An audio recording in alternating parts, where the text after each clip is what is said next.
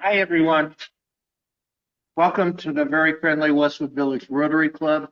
You are not imagining it is me. It is not Ben. And next week, Ben won't be here either. So Diane will be running the meeting. So we do hope to get Ben back sometime soon. We have some people on Zoom. Say hello to Marcia, Steve Day, Steve Shear, and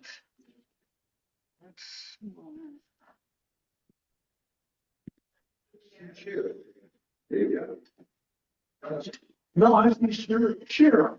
he is. All right. We're celebrating this year the Magic of Rotary. We have our four-way test. The things we think, say, or do, the truth. Is it fair to all concerned? Will it be beneficial? Will it be, will it feel goodwill and be beneficial? And don't that, will it be beneficial to all concerned? I see it. I see it. Thank you to our greeter today, Janet. And Jim Meyer, will you lead us in pledge? You have a flag.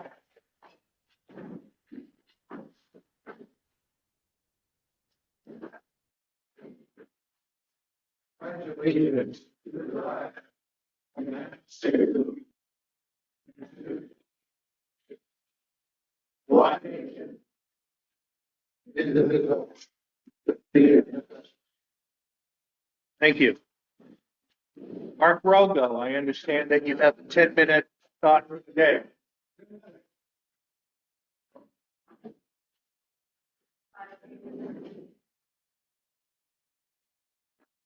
Quite a week. Dodgers won, Kamala lost.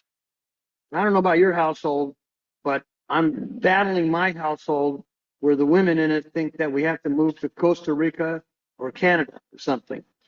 And I'm telling them to grow up and remember that this is the United States of America. We have a proud history, and that is just another buffoon for another 4 years. So I thought, in light of what has taken place this week, that I would bring some motivation, some of my favorite motivational words for you. Your life is your canvas. Make sure you paint a masterpiece. The only limit to our realization of tomorrow will be our doubts of today. Dream big and dare to fail, my favorite. The only way to do great work is to love what you do. You are never too old. Maybe Tom might be an exception. You are never too old to set another goal or to dream a new dream. The future belongs to those who believe in the beauty of their dreams. And one of my favorites, the biggest risk is not taking any risk. Thank you. Thank you.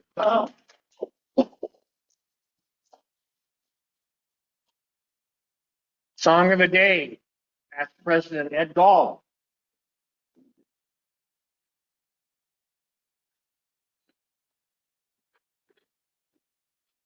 Okay, could you please stand? And I thought because of the week and everything, we sing a patriotic song. And in commemoration of the Dodgers winning, I'll wear a baseball cap with a patriotic theme. Find it.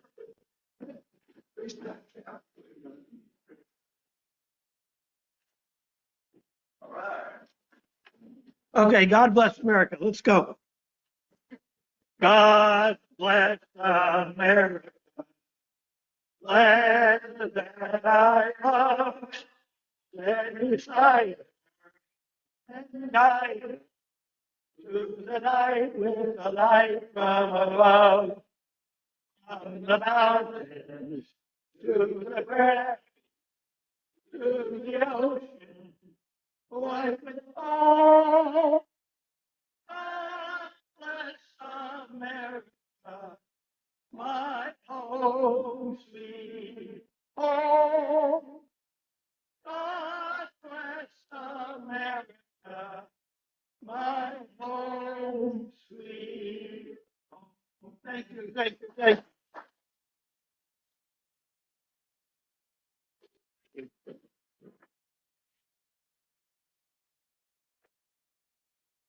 I'm doing the windmill today.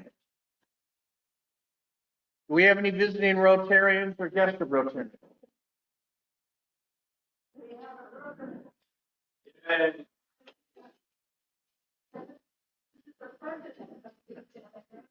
come on up and say a word or two. Right here. Hi everyone, my name is Pauline, so sorry for my delayed appearance. But I am the president of this year's Road Rack, and I'm super excited to see some familiar faces and some new faces here. I think, one thing I wanted to share with you guys is I had sent an email to Benjamin saying that you guys are welcome to attend our weekly meetings, because I know it's been difficult for us to attend your meetings this quarter. So if you guys want to attend our weekly meetings, I sent him the time and location. So if you guys want to see what we're up to, we would welcome all of you guys to come visit. What is the time? Yeah. Yeah. So this quarter and hopefully for future quarters, it's always going to be Wednesdays from 5 to 6. This quarter is going to be in Kirkhoff Hall. If you guys know where Ackerman is, Kirkhoff is pretty close to Ackerman. So the room number is 152. you guys want to come. How many But members do you have? the thing is, our attendance is like very sporadic depending on if like we have midterms or if it's like a general break. So like next week, we're not expecting to have too many members just because it's Veterans Day weekend. But we kind of range from like maybe like 10 members to 20 members depending on the week. What's the total membership to your club? The total of like the ones that have paid dues. Yeah, I would have to ask the treasurer to check the exact number. But I think we're like, yeah, I think we range around 30. We do have quite a big membership that like mostly come to our volunteering events or our socials, but not necessarily our weekly meetings. Well, please work with Ben. We would like to support you and participate in some of your projects. Thank you. Thank you.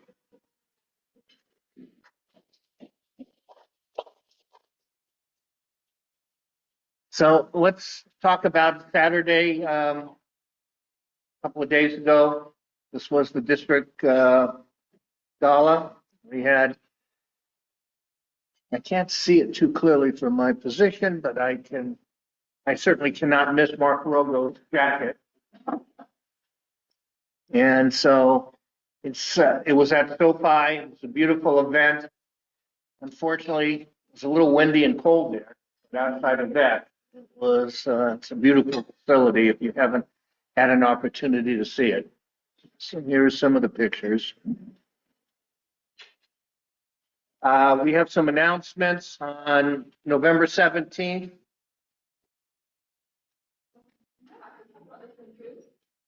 Yeah, so our big thing is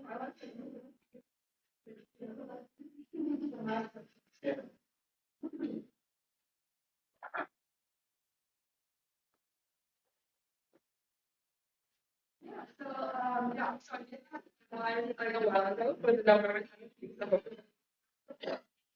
Our student I'm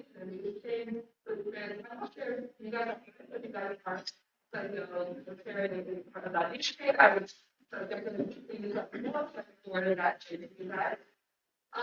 All our details are finalized. I do have one minute, but if any of you guys would like to share your experience or want to communicate with interactive setting, please let us know. We can try to update you guys to include you guys in the Q&A session. Otherwise, I think our itinerary is generally pretty similar to the one we had last year. I know a couple of you guys were able to attend last year, so you guys might be familiar with how that works. For our volunteering or our community service event during this meeting, we'll be doing like training. Our community service representatives, I believe it's one like shelter and I believe it's a foster or rescue.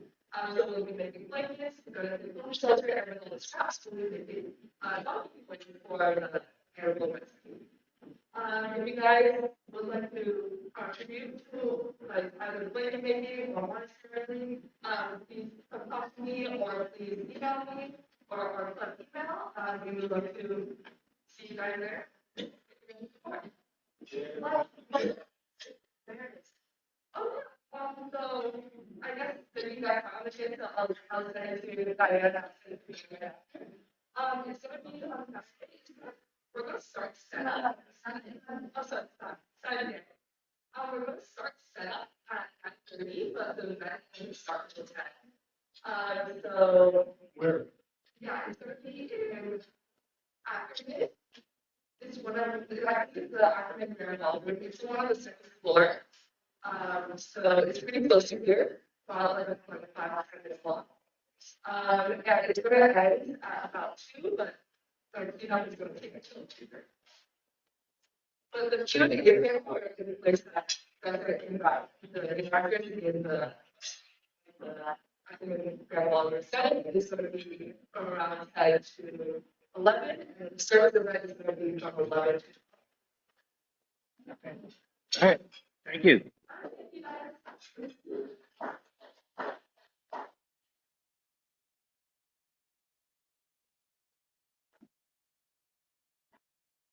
Another event downtown.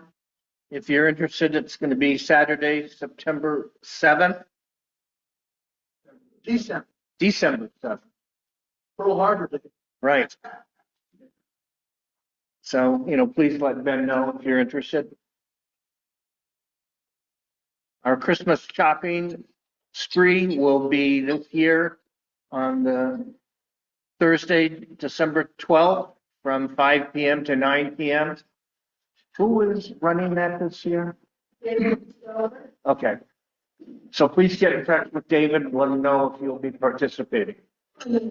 Or Diane. Thank you. Okay. Yeah. Please. Thank you.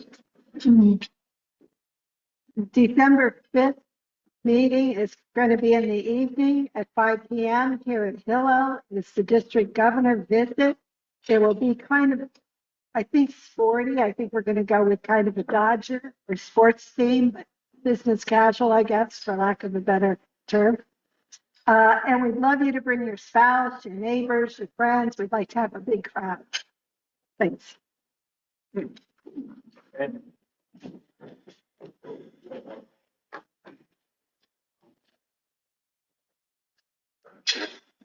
Okay, before John O'Keefe introduces our speaker today, I have a little story for you.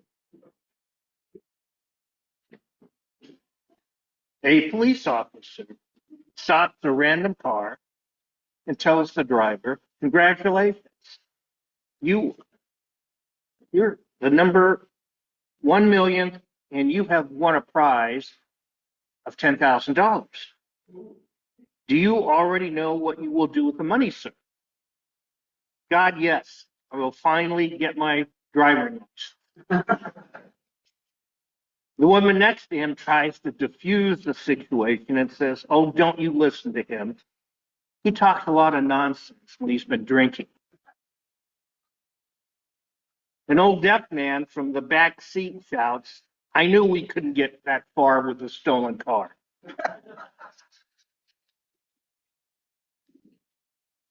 And before the police officer can really collect his thoughts, a soft voice from the trunk says, "Have we crossed the border yet?"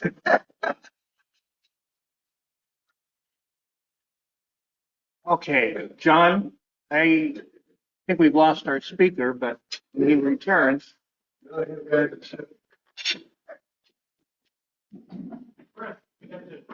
Over our team president. Sorry. Here is our esteemed president.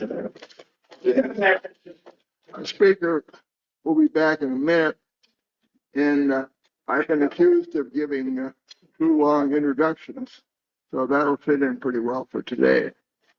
I'm stalling for the speaker. About 20 years ago, my wife Patty and I discovered a liberal arts school in Santa Paula, California. That's Ventura County.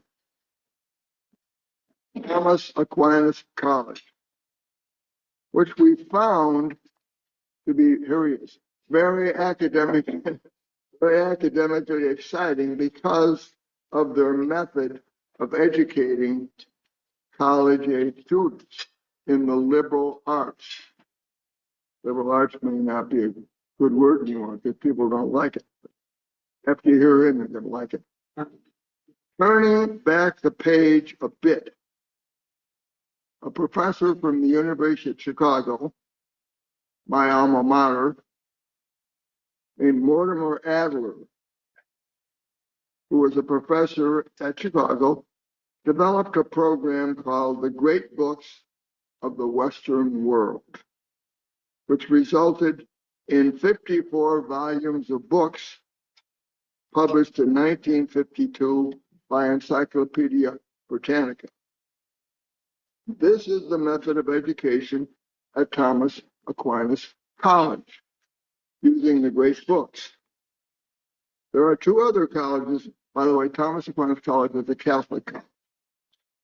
There are two other colleges in the U.S. that I know about that are great books colleges. Both are called St. John's College. One in Annapolis, Maryland, and one in Santa Fe, New Mexico. Both are non-sectarian. So this brings me to my introduction of John Goyette.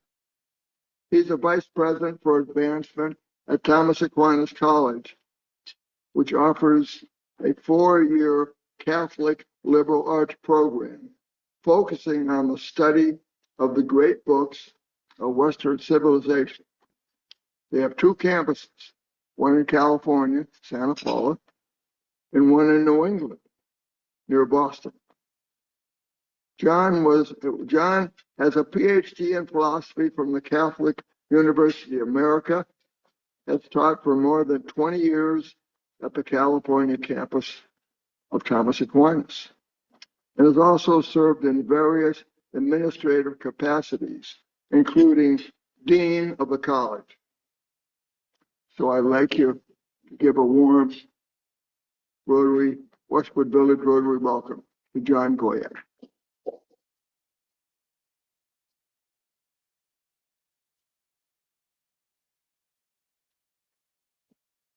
Well, thank you for welcoming me, everybody. So my talk today is called The Great Books as a Form of Educating the Whole Man. And it has a subtitle, which is Out of the Shadows and Images into the Truth. We're very happy to see that one of your core principles or values is try to speak the truth. So one of the key aims of our program is to help our students think through the biggest questions, the most important questions, and finally trying to arrive at the truth. So the truth is the ultimate kind of goal of our program. So I want to talk to you today about the sort of education that we've been offering at Thomas Aquinas for more than 50 years at our California campus, and for the last 5 years at our campus in New England. So we offer what John referred to as a liberal education, or what nowadays is often called a classical education. It's an education focused on reading the great books, the books that are written by the greatest minds of Western civilization. Now, the aim of a liberal education is the intellectual formation of man as man, sorry, I lost my train of thought here. Education of man as man, which is the reason for the title of my talk, The Great Books as a Form of Educating the Whole Man. So at Thomas Aquinas College, we do not aim to produce workers with specialized training, but to produce excellent human beings. So why the subtitle of my talk, Out of the Shadows and Images into the Truth? I want to describe liberal education in my brief talk today using the allegory of the cave from Plato's Republic, which describes the soul's journey upward from the shadows and images projected on the wall of the cave up and out into the light of truth. So how many of you have read Plato's Republic at some point? Okay, how many of you have heard of Plato's Republic? Okay, good. Have you heard of the allegory of the cave? Okay, well, I'll go into some of the details of it, but it's one of the most famous images Plato uses to describe what education is all about. So I'm going to spend a little bit of time talking about that. So what is liberal education? Why is it good for our children, and why should you support it? My talk's going to really have 3 parts. Part 1 is going to just be a brief overview of the key elements of what we take to be a classical liberal education, and a brief mention of why this form of education makes you liberal. You might be wondering, why is it called liberal education? Well, it's liberal in the sense of free. It's not liberal in the political sense of liberal versus conservative, but liberal in the sense that it makes you free, makes you a free human being. And then in part 2, I'm going to dig into some of the details of the allegory of the cave from Plato's Republic to give you a picture of the difference between a human being as educated and uneducated, and why classical education, in a way, is a way of thinking about Plato's journey upward of the soul from the shadows and images to the light of truth. And then in the third part, I'm going to draw a few things out of that allegory to make some comments on some of those elements of a liberal education. So part one, I'm going to highlight 5 key points about what a liberal education is. The first 4 pertain to why I might call it a classical education. And the 5th point is going to say a little bit more about why we call it liberal. All right, so the first point, kind of the lead off, is the great books. What do we mean by the great books? Well, the original works of the greatest minds. And at Thomas Aquinas College, we really consider those minds, those authors of the great books, to be the ultimate teachers. So who am I talking about? Homer, Shakespeare, Plato and Aristotle, Galileo and Newton, Euclid, Descartes, Jane Austen, St. Augustine, and our patron, St. Thomas Aquinas. Now the list, we are a 4-year Catholic liberal arts college, and we look to our patron, St. Thomas Aquinas, as probably the leading light in the soul's journey towards the truth. But you might be surprised to know that the list of great books that we read include what might be called bad books. Books that we think are fundamentally wrong, but are included among the great books because of their huge influence, because of the way they have formed us and Western civilization in key ways. So I'm thinking about books by Machiavelli, or Karl Marx, or Nietzsche, or other thinkers that we would finally consider to be wrong, but they're still great minds. So it's kind of interesting. In prior generations, those books would have been on the list of books that would be called banned books. So I want to say a little bit more later about why those sorts of books should be included in a program of liberal education. So that's the first of the points I want to make, the great books. The second element is what I'll call the great conversation. It should come as no surprise that the great minds, as I've already suggested, they don't all agree about how to answer the fundamental questions about the world, about ourselves, and about God, or about the order of the cosmos. They do, in a sense, speak to one another through the great books, however, forming what might be called the great conversation. So if you have, the big questions, in a way, are the focus that all the great thinkers, in a way, are talking about, those big questions, those fundamental questions. But they don't all answer those questions in the same way. So in a way, those books are talking to one another. In a way, it's part of our role as educators and to bring the students into that great conversation, help them see that you have the big questions, but you have different answers to those questions. So in a way, those thinkers are talking to one another, and our job is to kind of help animate that conversation, to show how they're speaking to one another. And we would actually say that education largely consists in listening in on that great conversation and to some degree taking part in it. So that's the second element, the great conversation. The third element I want to emphasize is what is often called the Socratic method. Just another way of talking about the discussion method or the seminar method, or you might have heard of Socratic seminar. Those are all different ways of talking about the same thing. But the Socratic method is really a path toward understanding the truth. And that's important, to understand the truth. It's not enough to know what, say, the great minds say. You want to understand why they say it. You finally want to understand what's true, but you also want to understand why it's true. A true education isn't just knowing true things or getting facts or opinions. It's about knowing the truth. Now, we think this method in particular, the Socratic method, is really the best method to help our students not only arrive at an understanding of the truth, but to develop their highest power, the power of articulate speech. Now, since the defining feature of a human being is logos, that's a Greek word that means something like speech or reason or argument. Aristotle actually defines man as the being with logos, the being with speech, the being with reason. So in a way, that's our highest power. And it's through rational conversation that we develop that highest power. It's not primarily by listening to lectures.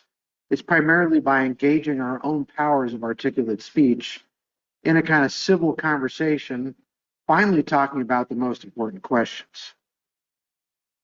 So that's really how we perfect our minds. So I would also add this, though. It's actually someone asked when I was in line for lunch, can you get a job with this kind of education? That's fine. Literature, that's all well and good, or philosophy. Yeah, but can you get a job? Well, I maintain, and we've maintained for many years, that it's not only a good way to perfect your highest power, it's a preparation for life. And finally, in the long run, it's more useful than any kind of technical or specialized training. Think about it. There's no better preparation for life than cultivating the ability to read carefully, think critically, defend an idea or thesis, collaborate with your peers, and to learn to disagree amicably in a way that's civil, with patience and humility.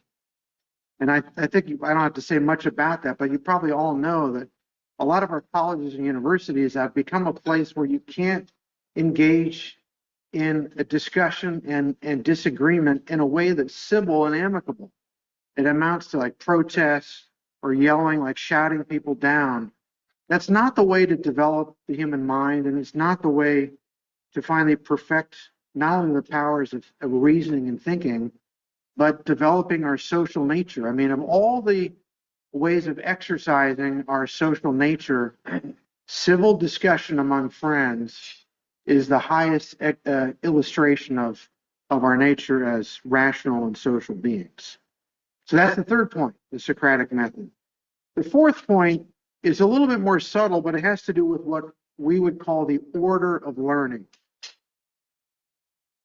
It's a really important element of education because it's important for the mind to grow and develop according to the, kind of a natural way of learning. If you think about how we learn, we always learn by going from something we already know to something we don't know yet.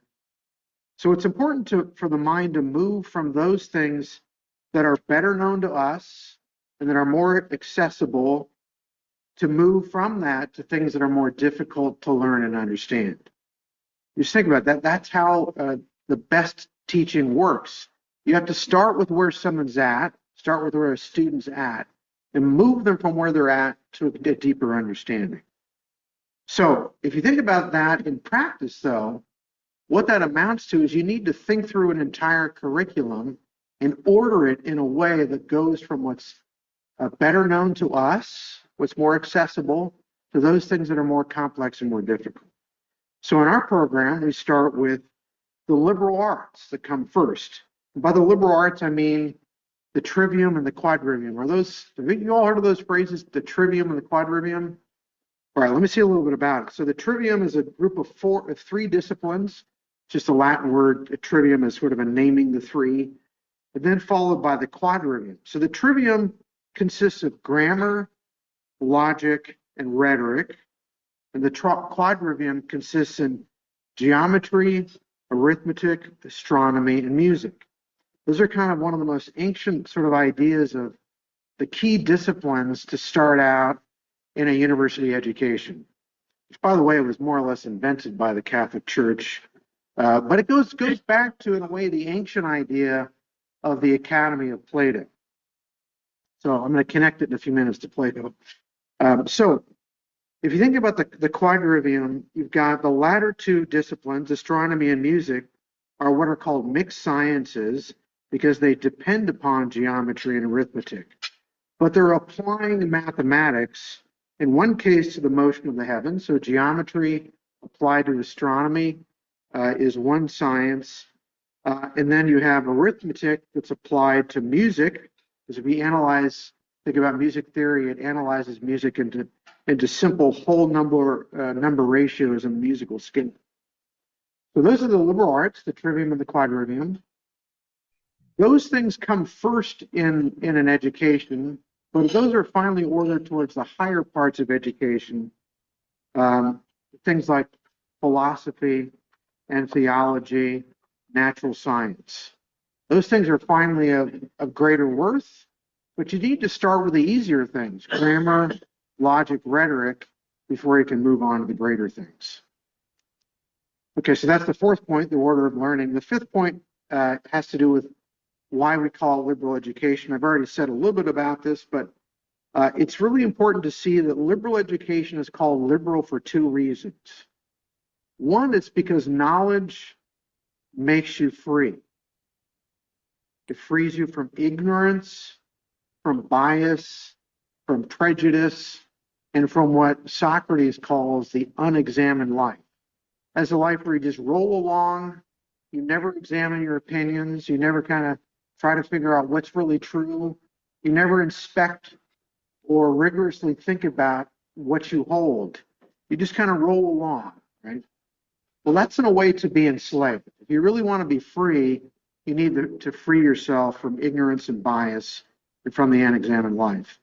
Finally, it's free, and I've already mentioned this, because it's free because it's intrinsically worthwhile, something that befits a free man. It's not something menial or servile. So that, if you think about, well, what is fitting a human being? What kind of education is truly intrinsic? It has to be an education that perfects the whole person. That's what our education aims at. You know, there are a lot of important things if you want to get a job, but not all those things you learn in a university are really intrinsically worthwhile.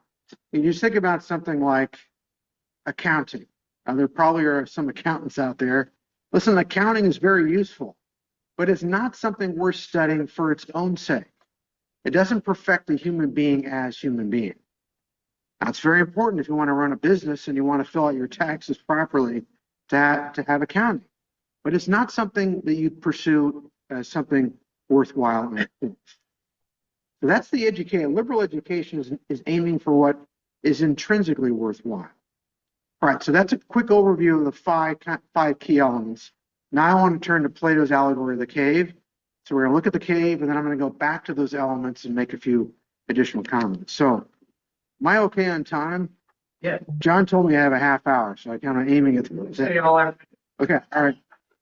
So, all right. So the allegory of the cave. So, the allegory has two parts. One is about our lack of education, and then the other one is about the soul's upward journey. So, here are some key points in this analogy. So, in an underground cave-like dwelling, there's a long entrance that opens up to face the daylight. So you got an underground cave. In that cave are human beings born with legs and necks chained from birth so that they are constrained to look straight ahead toward the back of the cave. So their back is to the light. They're looking at a wall. The only light in the cave comes from a big fire that's above and behind them. Between that fire and the prisoners with their bodies chained looking at the wall is a road. And alongside that road is a wall along which puppet masters carry all sorts of artifacts. So the wall hides the puppet masters, and sticking above the wall, you have artifacts, statues of men, animals. They project above the wall like puppets, and they cast shadows on the wall in front of the prisoners. So you got the fire, you have the statues cast images on the wall. The puppet masters also project sounds. They're like ventriloquists. They make sounds that bounce off the wall, so the prisoners think those sounds are coming from the shadows on the wall. Another key point is that the prisoners can't see themselves or one another. They only see and converse with the shadows on the wall. So the shadows of themselves and of the artifacts carried by the puppet master, that's all they see. Finally, the key point of the allegory, and I'm quoting from Plato, quote, such men would hold that the truth is nothing other than the shadows of artificial things. It's all they know. The shadows, but not even the shadows of real things, the shadows of artifacts. So according to Socrates, this is an image of the human condition, which is born in a state of shadows and darkness. Now, the second half of the allegory is an image of the education towards the light. And that's the starting point. This is where we begin. It's kind of bleak. So, all right, what's this? The second half is the education toward the light. So the first stage of education is being released from the shackles and being compelled to stand up, turn around, and walk toward the light. So in pain, dizzied by the sudden brightness of the light, because they're turning around now, and forced to make a way along the steep upward path out of the cave. Meanwhile, so they're on their way up, seeing the artifacts that cast their shadows on the wall, the prisoner is compelled to answer questions about these various things, about the artifacts, and is at a loss because he thinks the shadows on the wall were more real than the shadows he sees now. So you got that? They've lived their whole life looking at shadows. Now they're turning to things that are real. They're not shadows anymore. But he thinks the shadows are more real than the things he sees. Now, eventually, the prisoner who's compelled recognizes the artifacts as the source of the shadows on the wall. And then finally, after being dragged up along the path and out into the light of the day, he is slowly able to see the natural things outside the cave.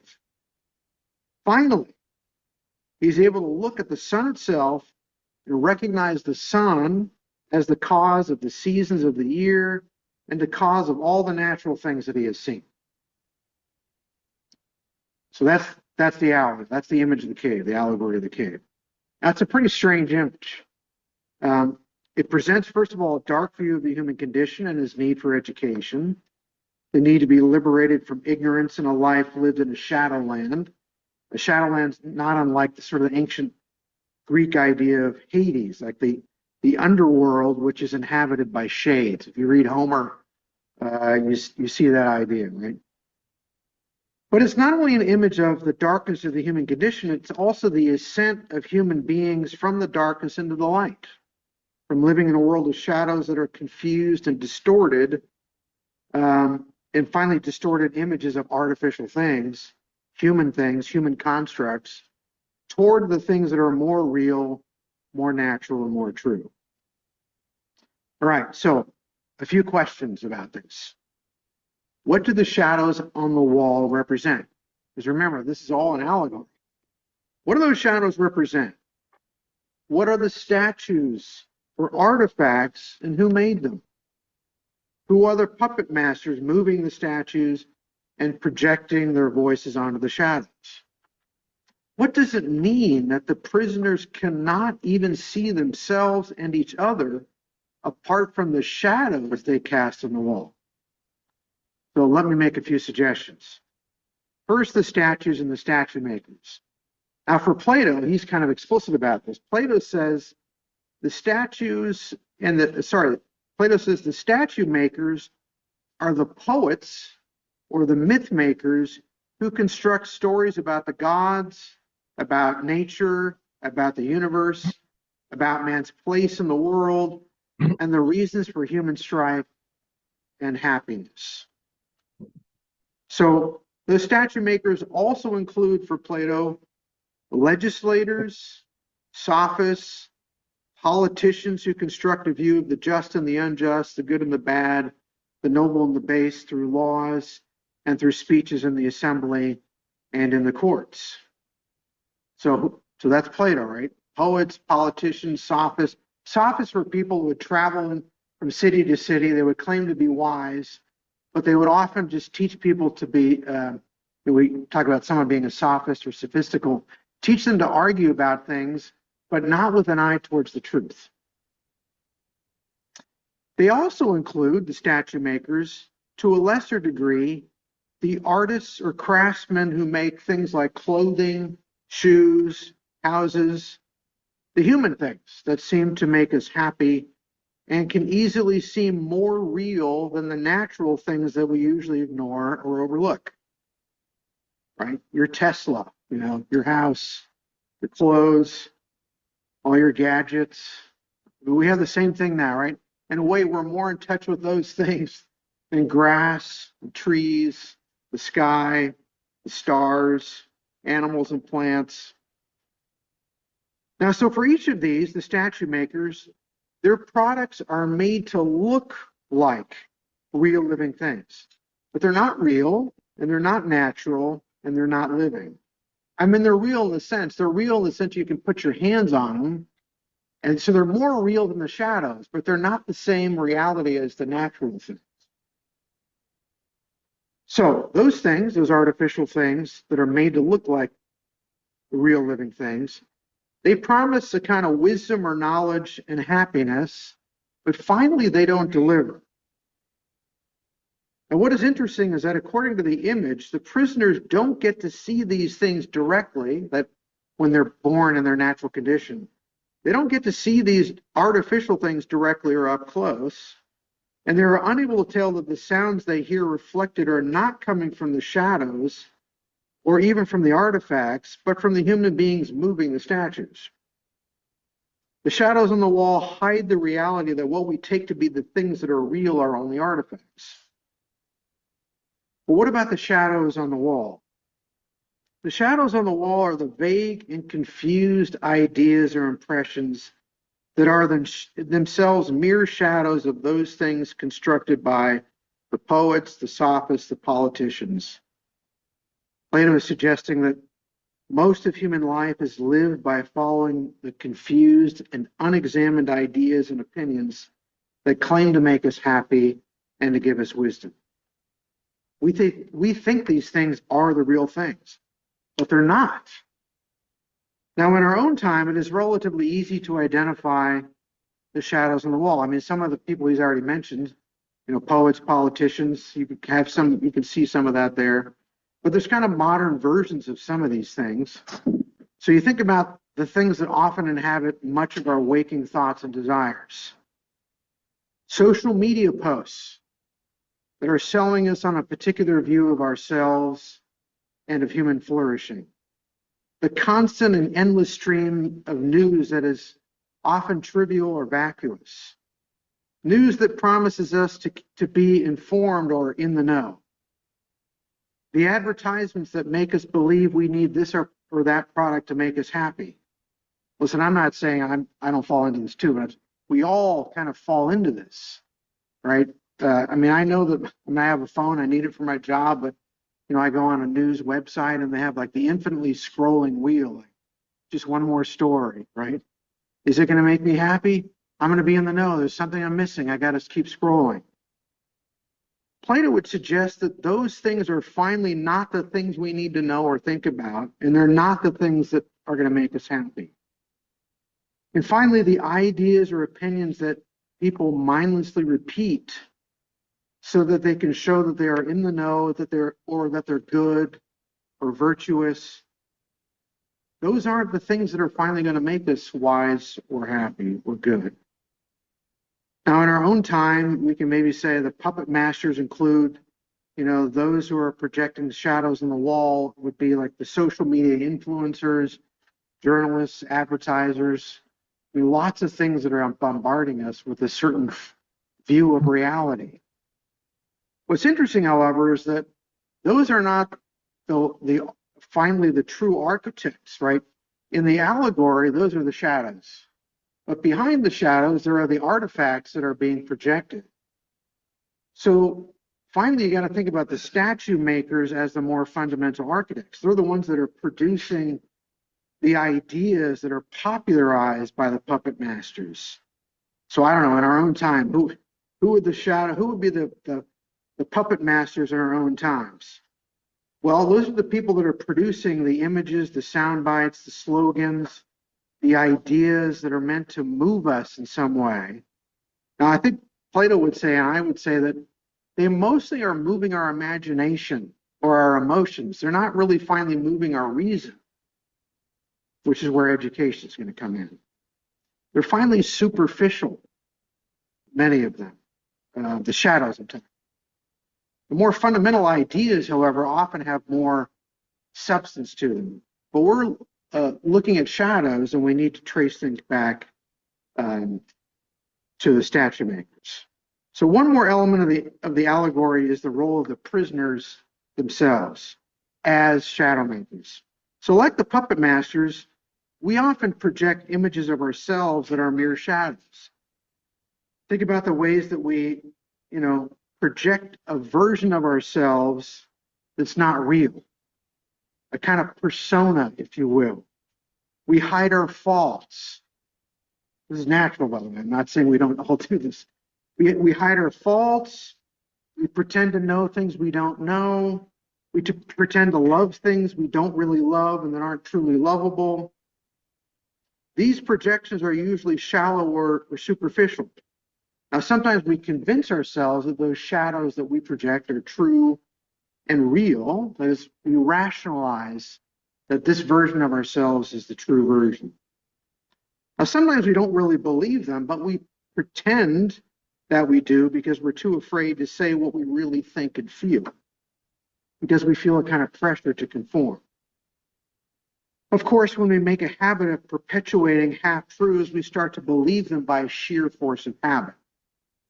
And we perpetuate these false images or half-truths about ourselves to others. We project shallow or superficial versions of ourselves, and that encourages others to think about themselves in the same way. I don't know, you can just think about something like social media, Social media, you're curating the best part of you, the best pictures, these are all your wonderful friends. I'm actually don't even have a Facebook account, and some of you maybe don't either, but you think about, I do have LinkedIn, by the way. You think about social media, it's kind of designed like you're going to curate a version of yourself, only the good things, right? Which makes sense. Who wants to put a picture that doesn't look good? But you think about that process of trying to present a view of yourself that hides your faults and just presents the good things. So we all want to appear as happy and good, wise and loving. All right, so those are kind of just some taking the allegory of the cave, thinking about maybe modern versions of that and how we can recognize those things in our own lives. Now I want to pivot back to education and sort of connect with the things I started with. So the great books. So why the great books?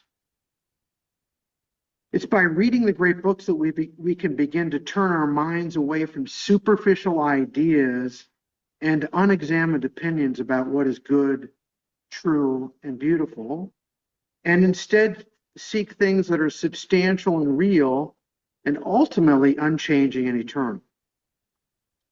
So it's in the most profound of the great books that we can pursue the fundamental questions about who we are as human beings, about our place in the cosmos, and about the existence and nature of God. Now, you might wonder why we read the great books, given that these books tend to be harder and more difficult to understand. So this, I think, is an important objection. Okay, granted that Plato and Homer and Shakespeare those are the greatest minds, and they produce amazing books. But they're so hard. Do we really want to read those books if we're trying to educate students? Why not read textbooks? Those are designed for beginners. Well, the problem with textbooks is that they inevitably oversimplify and are therefore always to some degree superficial. So in other words, textbooks are in a way back with the artifacts and the shadows on the wall. It's a simplified version of the big questions and the great ideas. So textbooks in a way have some of the same deficiencies of the shadows on the wall of the cave.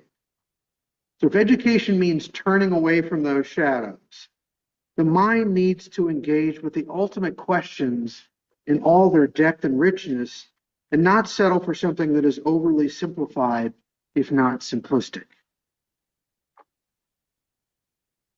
The need to avoid both questions and answers that are superficial also explains why we need to read what might be called the bad books. the ones written by great minds that have made mistakes, but they're thoughtful and fundamental mistakes. You know, maybe we disagree about which books are right or wrong, but the point is you need to include all of them if you're going to be an educated person.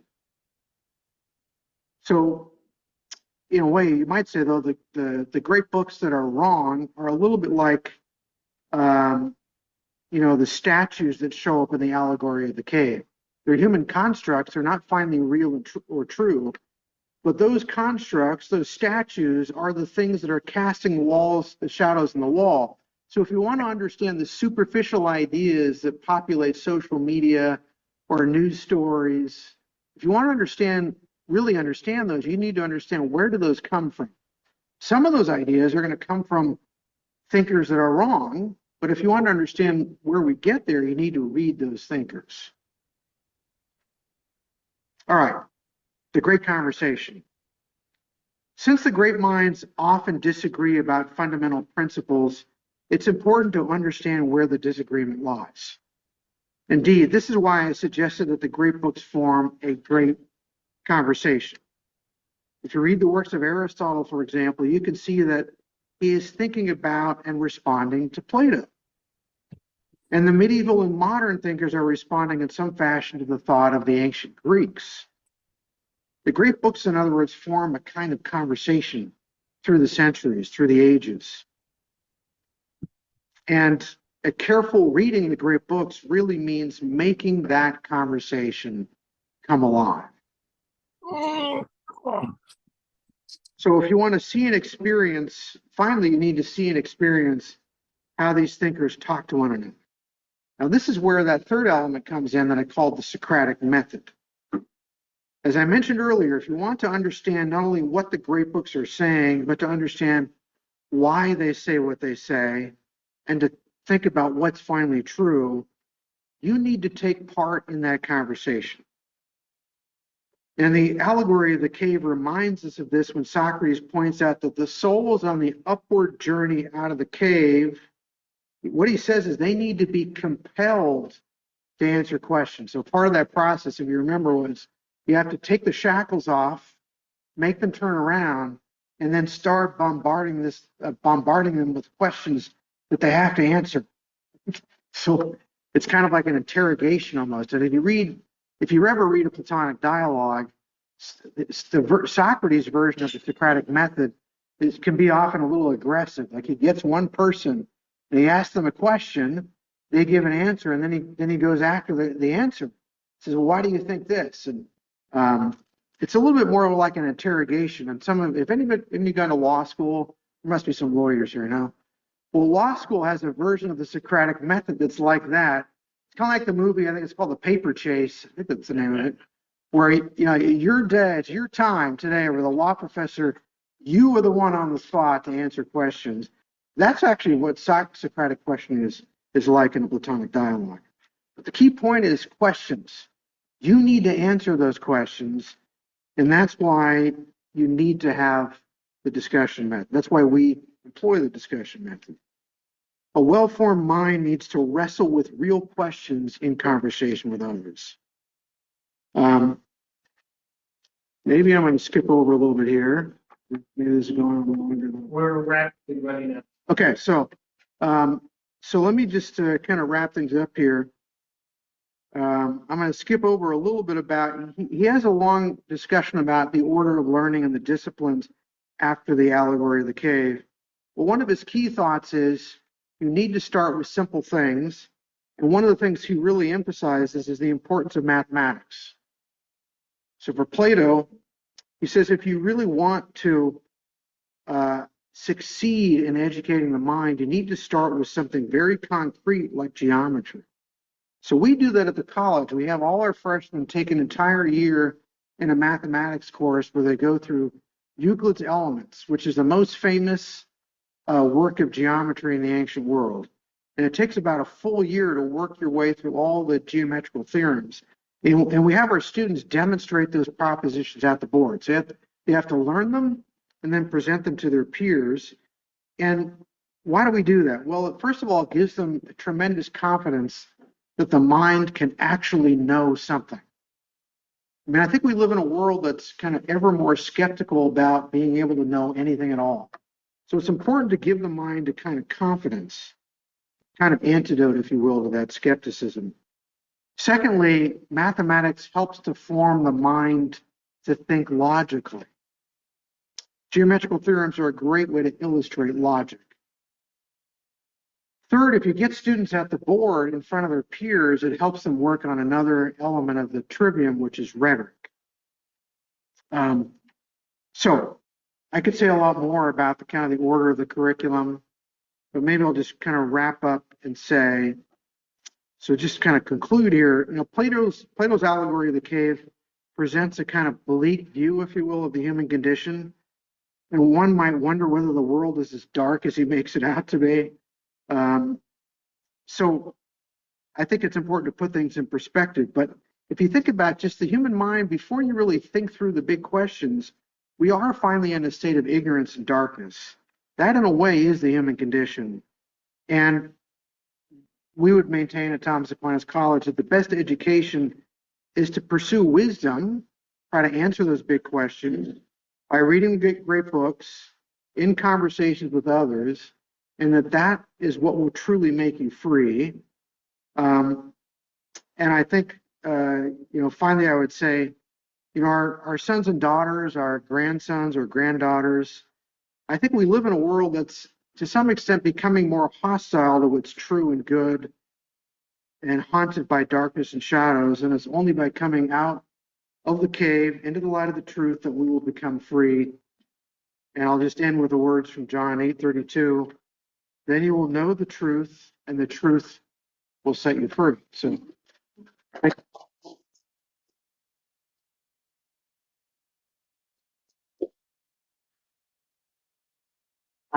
don't think we have time for questions, but maybe he can stick around for a couple of minutes. It's surprising to hear that you have this type of curriculum when you only have an enrollment of 400 students.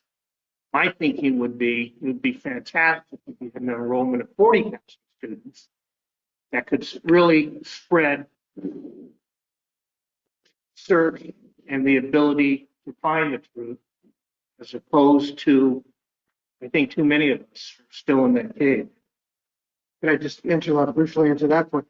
I think our idea is if your primary pedagogy is not by lectures, but by discussions, we found over 50 years of experience that the groups need to be fairly small, like between 14 and 18 students. And if you're really going to have that method work, it's important that you form strong friendships among the student body so that they can know each other and know the teaching faculty kind of personally, because you often have strong disagreements. And if you have a kind of a basis of friendship already established in those conversations, it succeeds all the better. So in a way, having a small community is deliberate. Even though it's true, we want to have more people have this education. And that's why we started a second campus that opened 5 years ago in Massachusetts. But that's the reason for the small size. Well, we have a little speaker gift for you. Thank you so much. We greatly appreciate it.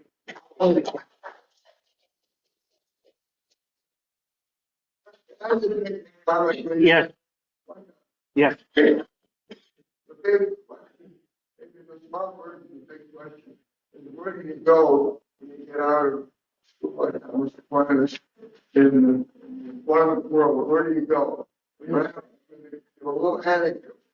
I worked with Stefan for my youth. Yeah. We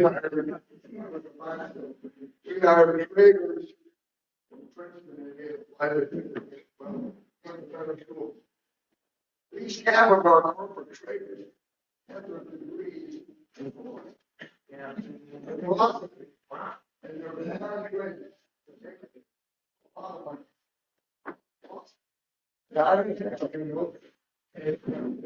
Thank you.